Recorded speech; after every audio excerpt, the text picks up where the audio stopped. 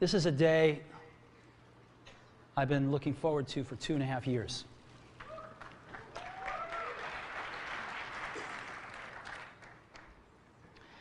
Every once in a while, a revolutionary product comes along that changes everything.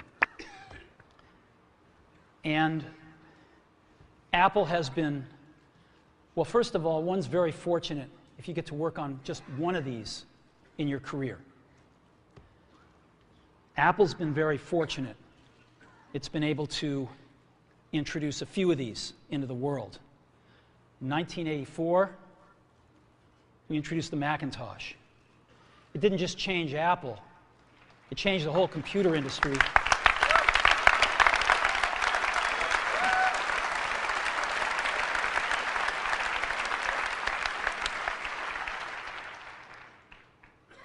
In 2001, we introduced the first iPod. And it didn't just change the way we all listen to music. It changed the entire music industry.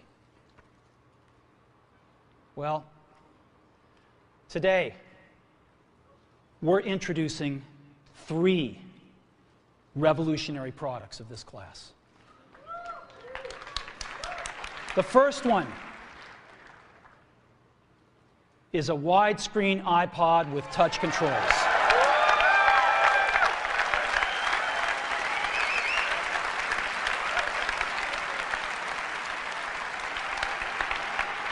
The second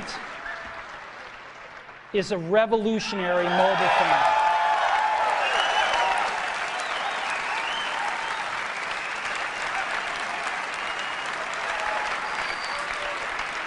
And the third is a breakthrough internet communications device.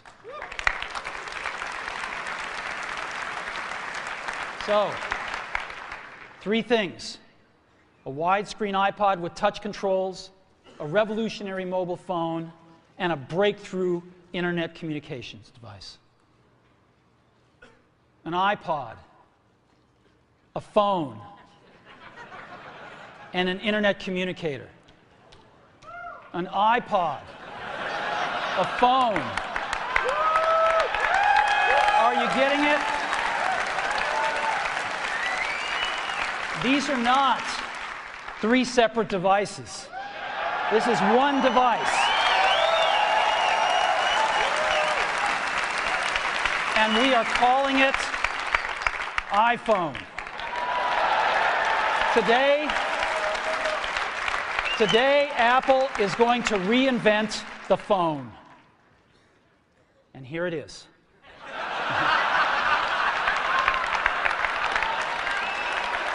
No. Actually, here it is, but we're going to leave it there for now. So, before we get into it, let me talk about a category of things. The most advanced phones are called smartphones, so they say.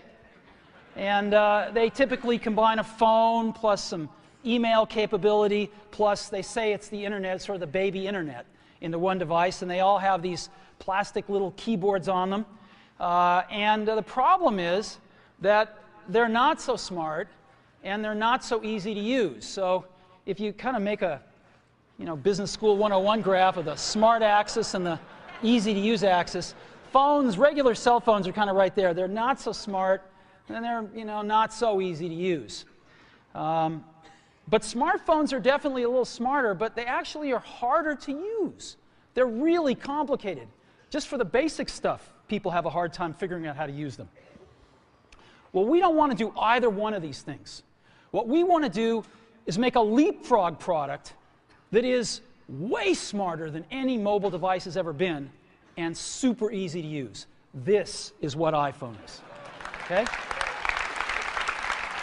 So, we're going to reinvent the phone. Now, we're going to start with a revolutionary user interface. Is the result of years of research and development. And, of course, it's an interplay of hardware and software. Now, why do we need a revolutionary user interface? I mean, here's 4 smartphones, right? Motorola Q, the BlackBerry, Palm Treo, Nokia E62, the usual suspects.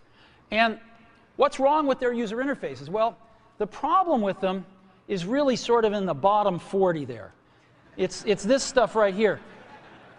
They all have these keyboards that are there whether you need them or not to be there.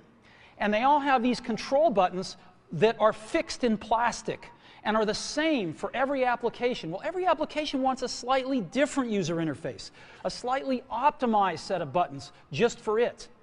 And what happens if you think of a great idea 6 months from now? You can't run around and add a button to these things. They're already shipped. So what do?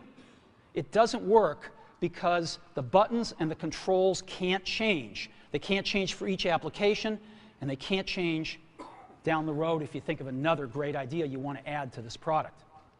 Well, how do you solve this? It turns out we have solved it.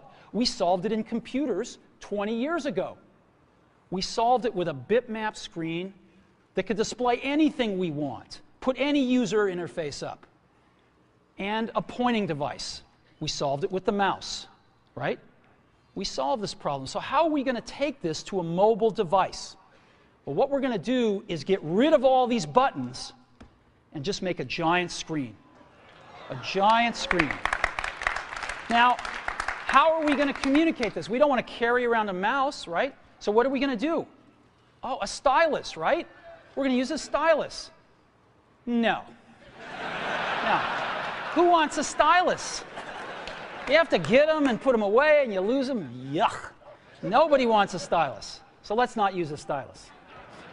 We're going to use the best pointing device in the world. We're going to use a pointing device that we're all born with. We're born with 10 of them. We're going to use our fingers. We're going to touch this with our fingers. And we have invented a new technology called multi-touch, which is phenomenal. It works like magic. You don't need a stylus. It's far more accurate than any touch display that's ever been shipped. It ignores unintended touches. It's super smart. You can do multi-finger gestures on it. And boy, have we patented it.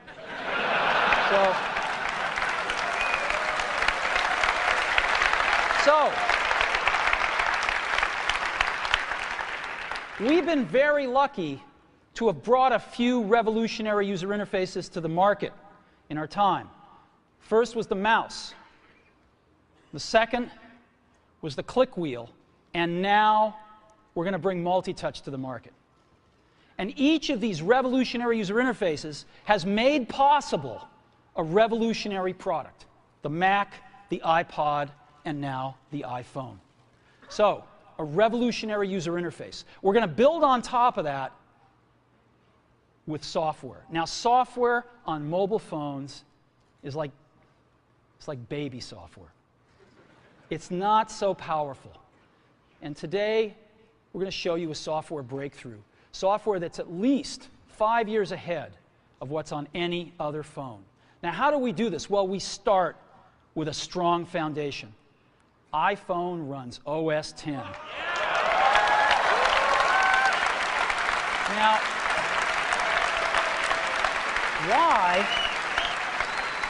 why would we want to run such a sophisticated operating system on a mobile device? Well, because it's got everything we need.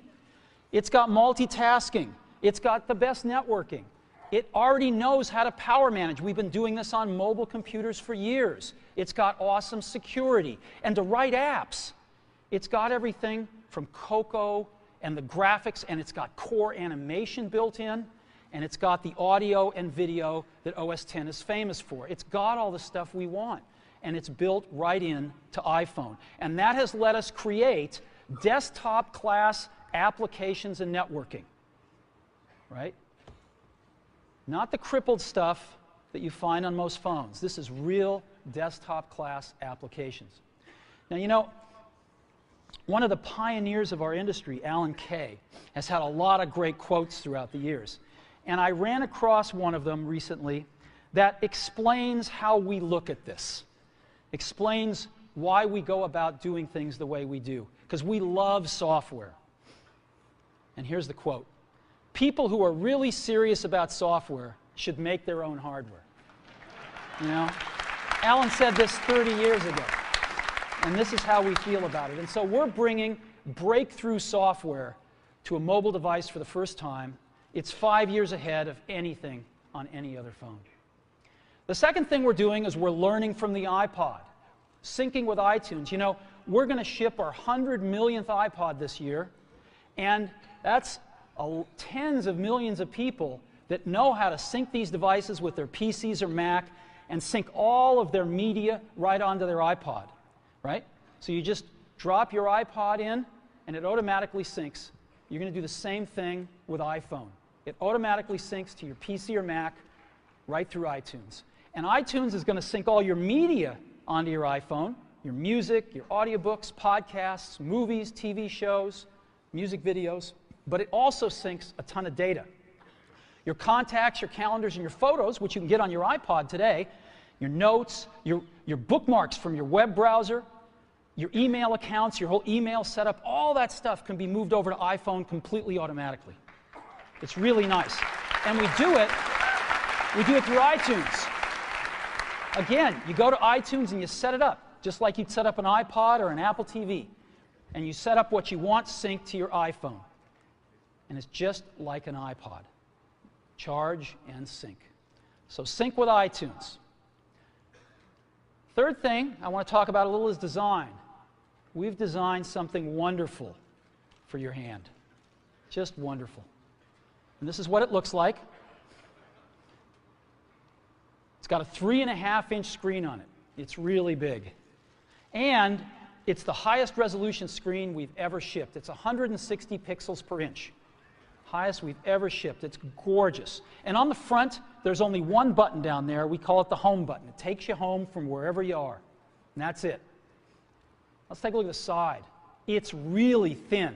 It's thinner than any smartphone out there at 11.6 millimeters. Thinner than the Q, thinner than the Blackjack, thinner than all of them. It's really nice. And we got some controls on the side. We got a little switch for ring and silent. We've got a volume up and down control. Let's look at the back. On the back, the biggest thing of note is we got a 2-megapixel camera built right in. The other side, and we're back on the front. So let's take a look at the top now. We've got a headset jack, 3.5 millimeter. All your iPod headphones fit right in. We've got a little tray for your SIM card. And we've got one switch for sleep and wake. Just push it to go to sleep, push it to wake up.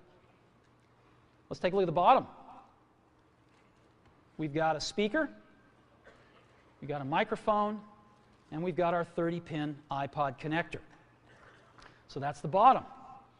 Now, we've also got some stuff you can't see. We've got 3 really advanced sensors built into this phone. The first one is a proximity sensor.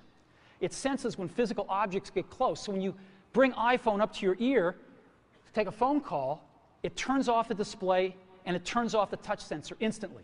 Well, why do you want to do that? Well, 1, to save battery, but 2, so you don't get spurious inputs from your face into the touch screen. Just automatically turns them off, take it away, boom, it's back on. So it's got a proximity sensor built in. It's got an ambient light sensor as well. We sense the ambient lighting conditions and adjust the brightness of the display to match the ambient lighting conditions. Again, better user experience, saves power. And the third thing we've got is an accelerometer, so that we can tell when you switch from portrait to landscape.